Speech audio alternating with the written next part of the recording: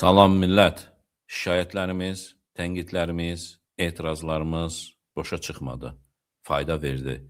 Bugün ölkəbaşı İlham Əliyevin imzaladığı sərəncamla evlərini, həyət bacalarını, yollarını su sel basmış vətəndaşlara, zərər çəkmişlərə pullar veriləcək və evləri tikilib onlara təhvil veriləcək.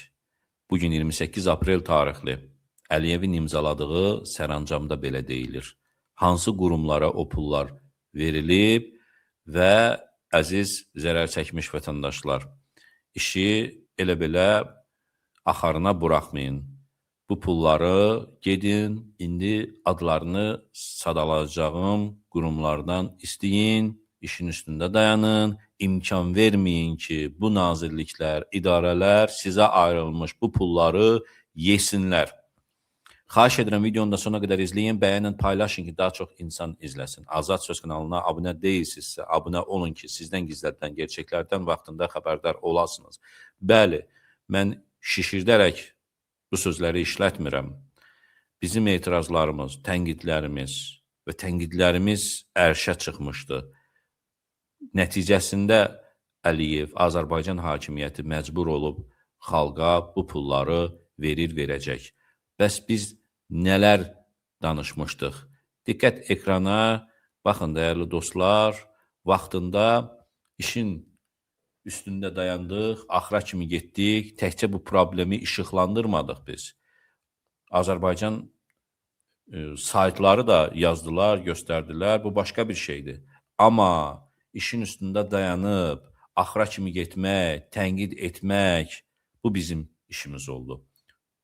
Və nəticəsini də verdi.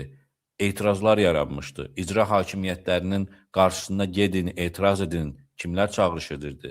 Biz edirdik və nəticəsi verdi. İlham Əliyevi divara dirədik. Məcbur oldu. Onun reytinginin sıfırdan aşağı olduğunu statistikalarla göstərdik. Ailə üzvlərinin məhz acgözlüyü, yaramazlığı nəticəsində onların şirkətlərinin, tikintilərinin və s.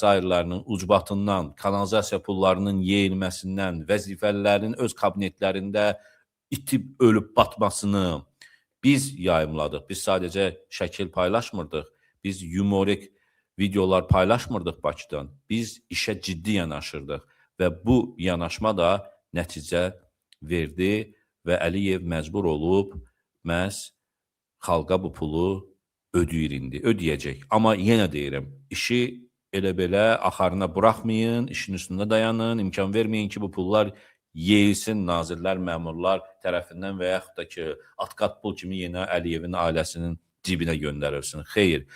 Sərəncamda nə deyilir? Sərəncamda bildirilir ki, cari ilin mart-aprel ayları ərzində güclü leysan yağışları və yaranan sel suları Bakı şəhərində və Azərbaycanın müxtəlif bölgələrində ciddi dağıntılara səbəb olmuş, kənd təsərrüfatına, infrastruktur, yol, körpü, elektrik obyektlərinə və yaşayış evlərinə ciddi ziyan vurmuşdur.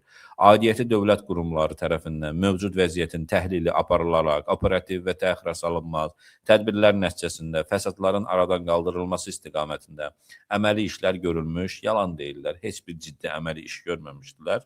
Sadəcə Fövqəladə Hallar Nazirliyinin pakazuxalıqla məşğul olan o rəisləri gəlib video şəkillər çəkmişlər ki, bəs biz iş görürük. İnsanlar həftələrlə indiyənə kimi, bir neçə gün əvvələ kimi də yenə də küçələrdə bir yarım metrə kimi su qalmışdı.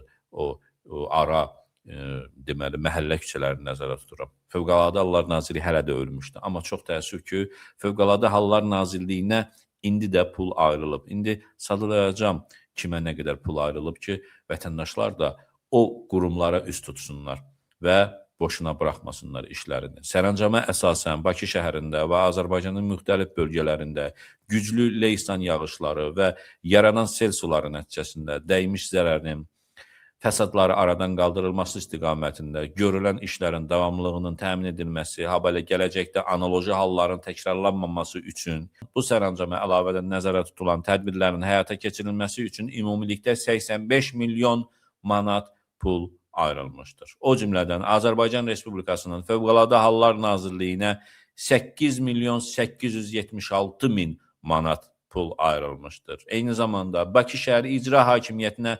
1.437.000 manat pul ayrılıb. Azərbaycan Dövlət Su Ehtiyatlı Agentliyinə 21.443.875 manat pul ayrılıb. Azərbaycan Avtomobil Yolları Dövlət Agentliyinə 39 milyon manat pul ayrılıb. Azərişıq Səhmdar Cəmiyyətinə 15 milyon manat pul ayrılıb. Maliyyə Nazirliyinə bu sərəncamda göstərilən məbləğdə maliyyəni təmin etmək, Nazirlər Kabinetinə bu sərəncamdan irəli gələn məsələləri həll etmək tapşırılıb.